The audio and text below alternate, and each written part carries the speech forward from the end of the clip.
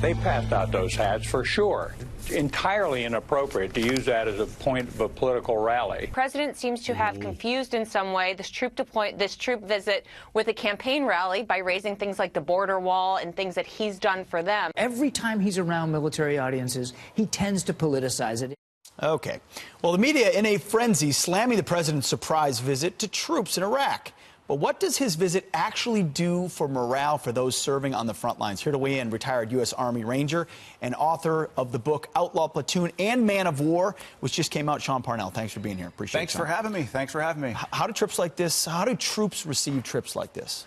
Well, you know, I've led soldiers on the battlefield. I know how much it means to have a VIP come to your base.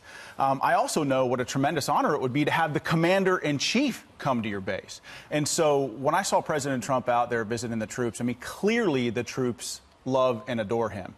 And even if you don't agree with all of his political positions, he's still the commander of the United States military, and you show him deference and respect, and he was surely and clearly met with enthusiasm for sure. Absolutely. Would it surprise you if a few of those guys and gals had MAGA hats in their duffel bags and they pulled them out and said, hey, will you sign it? No, not at all. I mean, in fact, I would encourage, I mean, gosh, these men and women are exposed to, like, they're making life and death decisions every day.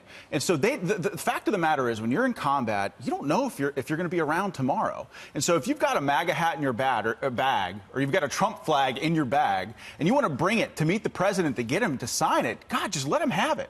What I found truly remarkable about this was how the mainstream media roundly criticized the president for not visiting the troops during wartime at Christmas. And then when they found out that he was there in Iraq, and 24 hours later, they criticized the manner in which he visited the troops. I mean, this President Trump can't win. You know, and so, I mean, to me, he should just fight back against the media any chance that he gets, because he did a great job out there visiting the troops. I mean, I was really proud to be an American watching him out there. And as you said earlier, you can't fake that enthusiasm. I recall back to, you know, the tepid response the troops would sometimes, respectful, but tepid response they would sometimes give Barack Obama. Sure. Quite different. Why is it that troops feel that connection? Well, because I think American troops feel that President Trump has their back. He's a fighter.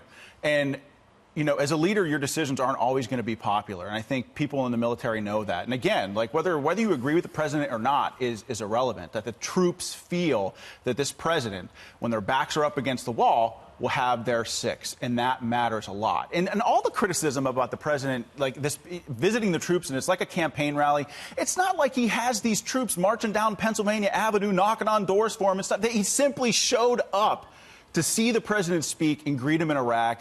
Soldiers asked him to sign their Make America Great Again hats. They asked him to sign their flags, so he did.